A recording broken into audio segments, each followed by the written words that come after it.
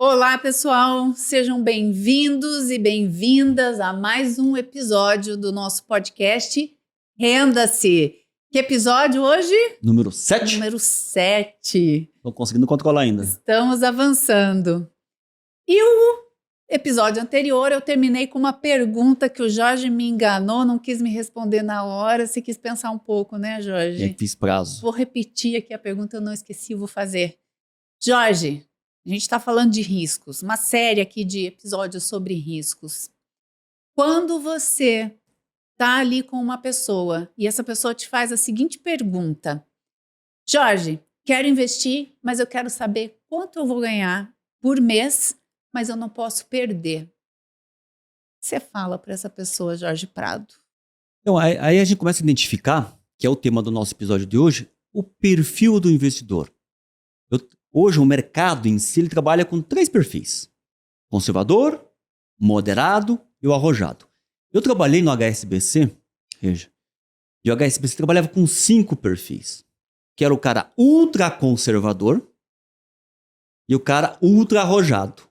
Ultra conservador é esse cliente que você está me falando, é essa pessoa que ele não aceita um centavo de volatilidade negativa, né? Então, normalmente quando as pessoas me perguntam: Jorge, eu quero investir, quanto que eu consigo ter por mês? Quanto que eu vou ter de renda aqui? Né? Eu já pergunto assim, né? Já que você quer ganhar, quanto que você não quer perder? Até quanto que você aceita de volatilidade nessa tua carteira?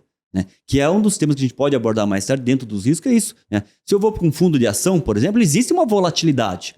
Às vezes as pessoas chegam e falam para mim: nossa, mas esse fundo só rendeu 10%. E se tivesse dado menos 10%? Você também estaria confortável?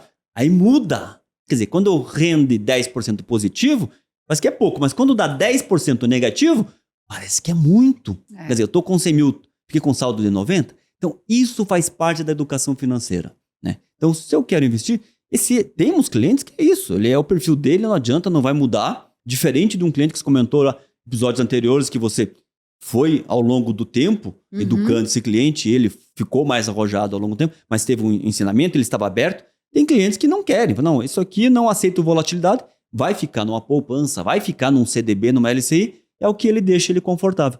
Mas aqui a gente está falando que ele renda-se, tenha rendas, proteja o seu patrimônio.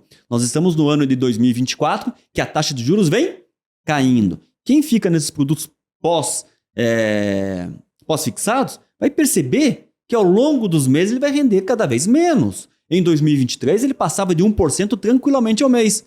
Agora já não vai mais conseguir 1% ao mês. Então, quer dizer, e aí muitas vezes as pessoas não percebem isso. É a diferença entre olhar o retrovisor, quanto que rendeu o passado, mas eu tenho que estar olhando o para-brisa também, quanto que vai render no futuro. Isso é fundamental no papel de uma assessoria, num papel de um planejador financeiro, que eu vou identificar meu patrimônio. O que é meu dinheiro de curto prazo, o que é meu dinheiro de longo prazo e que riscos eu posso tomar. Será que eu sou conservador por ser conservador ou é porque eu nunca me apresentaram outras alternativas? Ou porque eu nunca me abri para entender as outras alternativas? Tem todo esse contexto aí, né? E dentro disso, eu acho que dentro dos perfis de investimentos, a gente pode falar dos tipos de riscos que as pessoas têm que lidar no mercado financeiro, né? Nós temos ali... são vários tipos, a gente pode ficar aqui horas falando só dos tipos de risco de mercado, mas eu trouxe aqui 3 riscos ali, 4 riscos para a gente conversar a respeito. Risco de liquidez. O que é o risco de liquidez, Regi? Explica você. Eu que estou te Risco de perguntando. liquidez. A pessoa chega muitas vezes lá para nós, ou no banco acontecer muito isso, não precisa desse dinheiro. Pode colocar ele no que melhor... enquadrar no meu perfil com prazo longo para ter rentabilidade. Ótimo. Porém, aconteceu algum imprevisto, ele bateu o carro, ele precisou investir na empresa e precisou de dinheiro de última hora. E muitas vezes aquele emissor, um CDB de um banco, uma LCI, aquele emissor paga mais muitas vezes para levar aquele papel até o vencimento por 2 anos, por 3 anos, e eu estou precisando daquele dinheiro, eu como investidor. E muitas vezes o banco não tem a opção de você resgata antecipadamente, ou quando resgata, tem um deságio muito grande. Isso é um risco. Isso comprometeu tanto ao teu planejamento, como muitas vezes do banco, que teve que te devolver o dinheiro. Aí você ficou com aquela imagem, puxa, me enganaram, né? Eu tive um caso recente de um médico, aconteceu isso, ele travou toda a carteira dele, Mas teve um episódio inesperado que ele teve que resgatar. E as pessoas, claro, vão ficar chateadas, querendo ou não. É difícil, por mais que ele entenda, eu estava consciente, eu fiz, mas eu sei que acaba machucando. Então o risco de liquidez é isso. Quando eu preciso daquele dinheiro e porém ele está em ativo. Comprei uma casa. Ao contrário, vamos imaginar. Não, é isso que eu ia te falar. Comprei um Qual é imóvel. o ativo que tem o maior risco de liquidez de todos? É o imóvel. É o imóvel. Consigo vender o imóvel em uma semana, do dia para noite? Você não consegue vender um imóvel em uma semana e você não consegue vender uma fração desse. É muito difícil. Você vender fração, né? Tirando terras que você consegue, mas você vender não uma porta só, vende uma janela. Você vende um quarto para você ter um pouquinho. Então, o risco de liquidez é que as pessoas têm que aprender a lidar. Só que a gente está no mercado e a gente vê e fala com muita gente. Muitas vezes, esse risco é o que mais assusta as pessoas. Só que é comum você encontrar pessoas com milhões não querendo investir de uma maneira mais inteligente porque tem medo de precisar. E eu sempre penso e digo, se você tem 5 milhões e você não investe adequadamente porque você tem medo de precisar, se você realmente precisar desses 5 milhões de uma vez toda, acabou teu dinheiro. Então, acho que você não vai querer correr esse risco.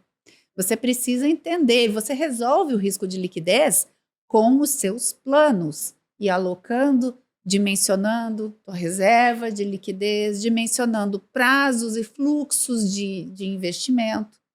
Tem como você lidar com esse risco. Concorda, Jorge? Olha essa frase aqui de um cara, Regi. Ele fala assim: em grande medida, a nossa vida dá errado porque quase nunca dedicamos o tempo necessário a pensar suficiente e logicamente sobre os nossos planos. Sabe quem disse isso? Platão. 428 a.C. Olha só, é isso que você está falando. Porque dá trabalho isso, ter que pensar, ter que planejar. Então, esse é o risco. As pessoas deixam dinheiro ali. Muitas vezes a gente pergunta, para que é esse dinheiro? Para emergência. Mas que emergência é essa? Já tem casa, já tem carro, tem plano de saúde, tem seguro de vida. Que emergência que pode? O imóvel que pode surgir.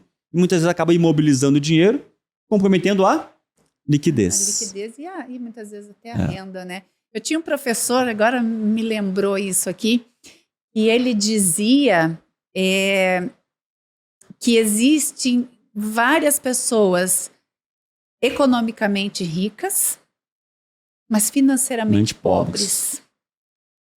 E o que mais temos? E isso é o que o risco de liquidez faz. Se você trava todo o seu patrimônio, você tem patrimônio. E nós vimos isso na pandemia. As pessoas se afastaram da atividade, tiveram que fechar as suas empresas, quer dizer, parou de entrar o salário, o faturamento da empresa, olhou e só tinha imobilizado. Teve que vender muitas vezes imóvel a preço com 10, 15, 20, 30% a menos para poder ter uma reserva. Então, o segredo para cuidar com o risco de liquidez é administrar bem seu plano, a maneira como você investe, não abrindo mão de oportunidades, mas também não travando todo o seu dinheiro com elas. Qual outro tipo de risco que nós temos, Regi? Nós temos também esse risco, acho que é o risco que assusta bastante, não é nem o risco de bolsa, mas é o risco de crédito. Quando vai investir, o medo de investir em um banco, em uma empresa, e esse banco, essa empresa quebrarem e você ficar sem dinheiro. Para o risco de crédito, é por isso que foi criado, por exemplo, o FGC, para proteger o pequeno investidor de crises que um banco, porventura, venha correr. O FGC protege o pequeno investidor. Então, você pode investir em ativos que paguem uma melhor rentabilidade em troca de um prazo que esse teu dinheiro fica preso, mas você tem uma remuneração melhor e, se usar bem certinho, com o FGC para te proteger de uma crise, não vou dizer uma crise sistêmica de todo o sistema financeiro, mas que se aquele banco pontual acontecer alguma coisa com ele, os investidores nele até R$250 mil por CPF estão garantidos. E lembrando, quais são os produtos mesmo protegidos pelo FGC? Caderneta de poupança, CDB, LCI, e LCA. E saldos em conta corrente. E saldo em conta corrente. Quando você fala pequeno investidor, Regi, tem que lembrar que 92% dos brasileiros que investem nesses produtos hoje não tem mais do que R$10. Repetindo. Então a Regi falou que tem 250 mil de cobertura por CPF, por instituição financeira, por conglomerado, limitado a R$1 milhão nesse conjunto de instituições. Porém, grande parte da população brasileira hoje não tem mais do que R$10 mil. A gente já fez também essa abordagem nos episódios anteriores. Então não é um pequeno investidor. Quando eu falo considerando pequeno investidor, é pensando no tamanho do mercado financeiro brasileiro. Com R$250 mil, você é pequeno. Mas olhando para a população brasileira, realmente a gente já está falando de um patamar que é para poucos. Então o risco de crédito é o risco de eu levar um calote, então, daquele emissor. É isso, Regi? Exatamente. Por isso que é importante analisar o quê? O rating desses títulos na hora que eu vou comprar, né? A qualidade daquele crédito. E o bom que eu gosto muito de um veículo de investimentos que, para a pessoa física, ele tem benefícios como isenção fiscal, que é o crédito privado, os CRIs, CRAs, debêntures incentivadas, que muitas vezes as pessoas não investem muito nesse tipo de ativo por medo do risco de crédito, dessa empresa quebrar e eu perder o dinheiro. E ele existe mesmo. CRI, CRA, debênture incentivada, não tem FGC. Porém, tem empresas sólidas aqui no Brasil que elas são mais seguras que até mesmo muitos bancos. Então, dá para diversificar um pouco, não expondo todo o seu patrimônio. Eu repito, é a diversificação que ajuda a eliminar esses riscos e a seletividade, que você consegue ter melhores rendimentos, boa qualidade de crédito e você consegue investir muito bem. Eu sou muito fã desse produto. Tudo bem, Regi. Tem mais algum risco, Regi? Tem. A gente tem riscos de inflação, que é o quê? Quem está investindo em poupança, em produtos de baixo rendimento, não está se defendendo desse risco. Você vai ver o seu dinheiro até crescer um pouquinho, mas ele não cresce nem para corrigir a inflação. Isso é um risco muito grande. Tem que cuidar. É o risco de mercado. Taxa de juros caindo é um tipo de risco. Né? Risco de reinvestir. O teu dinheiro estava rendendo até o quê? 8 meses, 13,75.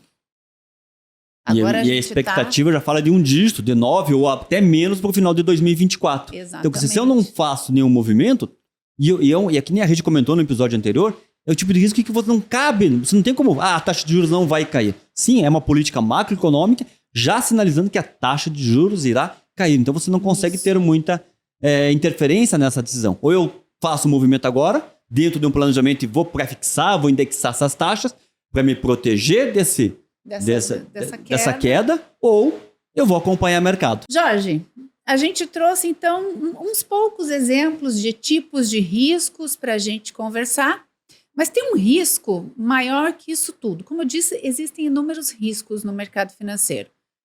Mas sabe qual é o risco maior de todos? Você tem uma suspeita? Não, conta para nós. É o risco de não investir.